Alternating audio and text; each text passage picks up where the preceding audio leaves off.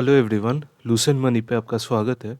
मेरा नाम है पृथ्वीश दत्ता। अगर आप एक प्रोफेशनल हेल्प चाहते हो अपने म्यूचुअल फंड को मैनेज करने के लिए, स्क्रीन पे दिए हुए नंबर पर कॉन्टैक्ट कीजिए। आज का टॉपिक है Nippon India large cap fund. शुरू करने से पहले डिस्क्लेमर आप देख लीजिए। ये कंटेंट एक एजुकेशनल पर्पस के लिए है और इसे इन्वेस्टमेंट एडवाइस ना माने। मैं और मेरी चैनल किसी पर्सन के लॉसेस के लिए लायबल नहीं है। फंड का जो इन्फॉर्मेशन दिखाया जाएगा वो रेगुलर फंड का है, जिसमें डिस्ट्रीब्यूटर कमीशन भी इंक्लूडेड है।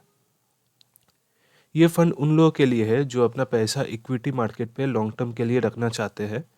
ये benchmark Bombay stock exchange 100 total return index India के 100 सबसे बड़े कंपनीज को कॉपी करता है, तो हम इस फंड को इजीली बेंचमार्क से कंपेयर कर सकते हैं। ये फंड बहुत हाई रिस्क कैटेगरी में आता है, तो वॉलेटिलिटी ज़्यादा रहेगा। इस फंड का AUM 50,000 के ऊपर है, मतलब ये एक पॉपुलर फंड है। NAV अराउंड 94 रुपीज़ है एंड एक्सपेंस रेशियो 1.48% है। अगर हम लोग पोर्टफोलियो ओवरव्यू को देखें तो नंबर ऑफ स्टॉक्स है 71, जो कि वेल डाइवर्सिफाइड है। अगर हम टॉप 10 स्टॉक्स को परसेंटेज वाइज देखें तो ये 50% के नीचे है।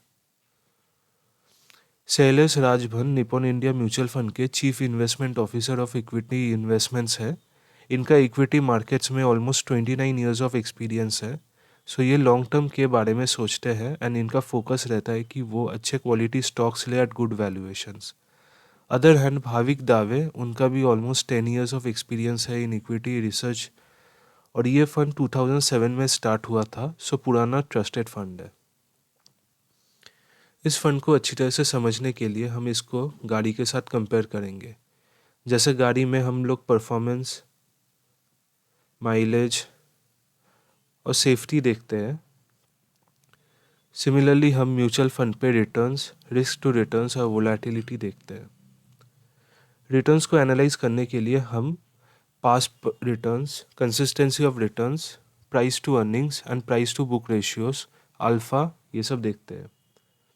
हमारे सामने Nippon India large cap fund के 1 साल से 10 साल का रिटर्न्स है, कंपैरिजन भी है। Clearly Nippon India large cap fund consistently category topper आया है और 10 ईयर्स के लिए कंसिस्टेंटली 15% रिटर्न देना is very good result.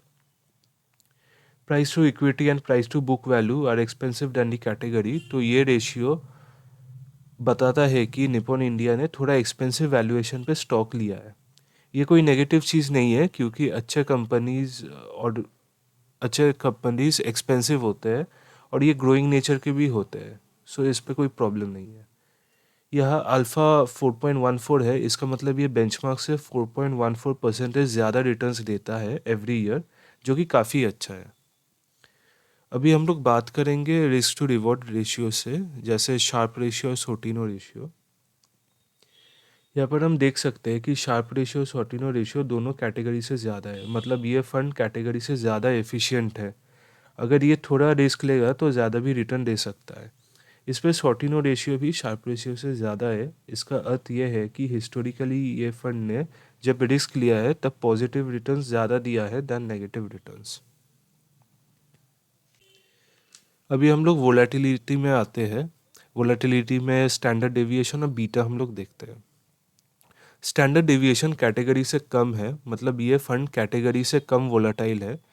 Same चीज़ हम बीटा में भी देख सकते हैं, इसका मतलब ये फंड कम वोलेटाइल है। इस ग्राफ को आप देखिए, इस पे फंड ने बेंचमार्क को इजीली बीट किया है और वोलेटिलिटी भी क्वाइट एवरेज है। ये मेरा एनालिसिस है about Nippon India large cap fund कि रिटर्न्स आर एक्सीलेंट और ये फंड बेंचमार्क को इजीली बीट करता है और दूसरे फंड से ज़्यादा अच्छे रिटर्न्स देता है।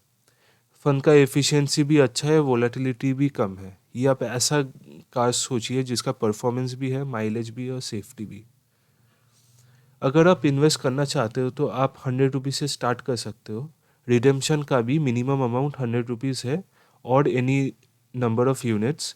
अगर आप किसी और फंड से स्विच करते हो तो इसका भी मिनिमम अमाउंट 100 रुपीज़ है। अगर आप किसी ETF स्कीम से स्विच करना चाहते हो तो अपने म्यूचुअल फंड डिस्ट्रीब्यूटर से कांटेक्ट कीजिए या इस वीडियो के नीचे कमेंट कीजिए ETF स्विच। मैं एक डेडिकेटेड वीडियो इसके ऊपर बनाऊंगा। इस पे 2 टाइप के प्लान होते हैं, रेगुलर और डायरेक्ट। इनके अंदर ग्रोथ ऑप्शन है जिसमें कोई डिविडेंड नहीं होता है लेकिन कैपिटल ग्रोथ ज़्यादा मिलता है। दूसरा है जहाँ पर कैपिटल ग्रोथ कम होता है लेकिन डिविडेंड डायरेक्टली बैंक में आ जाता है।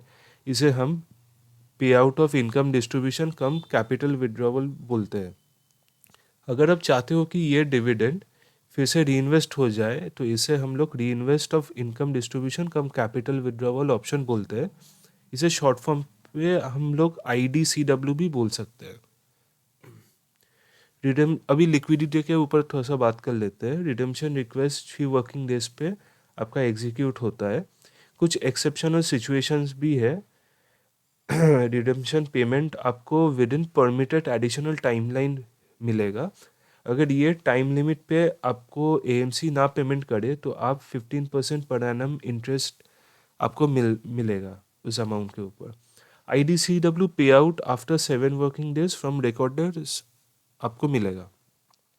ये एक्सेप्शनल सिचुएशन है जैसे electronic payment failure, force majeure, change of bank mandate, fund of funds and overseas schemes, bank holiday in some states. तो इन सब केसेस के लिए आपको एडिशनल टाइम के बाद आपको पैसा मिलेगा रिडेम्पशन अमाउंट। इस फंड पे एग्जिट लोड 1% लगेगा और आप रिडीम या स्विच करते हो तो ऑन और before completion of 7 days from allotment of units ये आपको एग्जिट लोड ये आपको एग्जिट लोड पड़ेगा। ये एग्जिट लोड AMC का प्रॉफिट नहीं होता है, ये फंड के NAV पे ऐड हो जाता है आफ्टर GST। और अगर आप रेगुलर से डायरेक्ट में जाते हो तो कोई एग्जिट लोड नहीं लगेगा। थैंक यू पूरा वीडियो देखने के लिए। अगर छोटा सा चैलेंज है, अगर आप अभी कोई लार्ज कैप फंड में इन्वेस्ट करते हो तो XIRR कितना मिलता है कमेंट में बोलिए हम लोगों को।